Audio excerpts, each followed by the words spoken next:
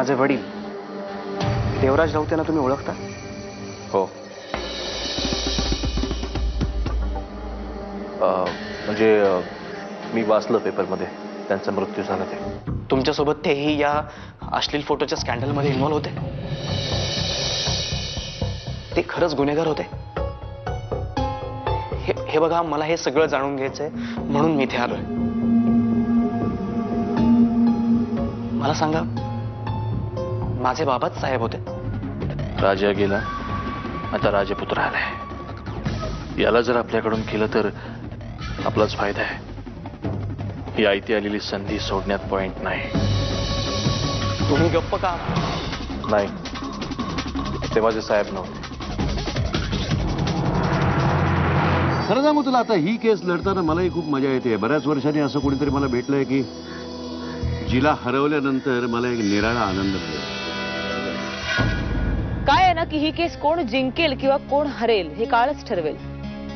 पण एक ते आज मला दिसतंय आणि ते मी जगापुढे आणणार आहे आणि त्यापासून मला कोणीही रोखू शकत नाही. कोणीही नाही, अगदी तुम्ही सुद्धा नाही.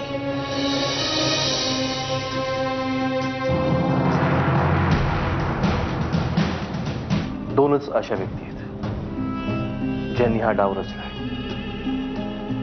आणि हे कोण आहेत? आकाश आणि मनू. हे सगळं करून यांचा काय फायदा होणार आहे? होणार नाही. अभिमान झालाय, फायदा झालाय. आज जिकडे तिकडे पेपरमध्ये, टीव्हीवर मनूचं नाव झळकतंय. लोकांच्या तोंडी तिचं कौतुक ऐकायला मिळतंय. या सगळ्यामध्ये माझ्या बाबांना का ओढलं गेलं? बदला घेण्यासाठी. तिला तुमच्याकडून पैसे मिळाले नाही, तिचा प्लॅन फसला, म्हणून तिला बदला घ्यायचा होता तुझ्या वडिलांकडनं. त्या मनूनी प्रवृत्त केलं तुझ्या आईला तुझ्या वडिलांना मारण्यासाठी.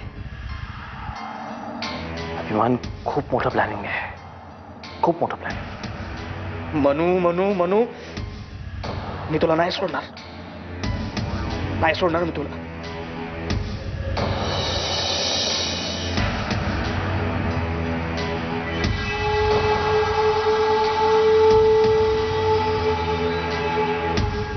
एकदा काही केस रिओपन झाली की त्याचा अंत जवळ आलाय. पण यावेळी त्याचं काहीही चालणार नाही, कारण यावेळी पोलीस, कायदा आणि जनता सगळेच मनूच्या बाजूने आहेत. म्हणून तो घाबरून पळून जायचा प्रयत्न करेल, पण मी त्याला तसं करू देणार नाही. नमिता मंगेशवर सतत वॉच ठेव, तो कुठेही पळून जाता कामा नाही. येस सर, माझी दिवस रात्र 24 तास त्याच्या घरावर नजर असेल. यावेळी हा मंगेश कुठेच पळू शकणार नाही. तू कशी काय अचानक? अगं, मी तुलाच भेटायला आले होते आणि अचानक अभिमानच भेटला.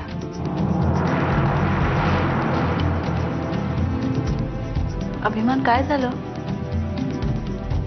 तू ओळखलं नाहीस तिला? अभि,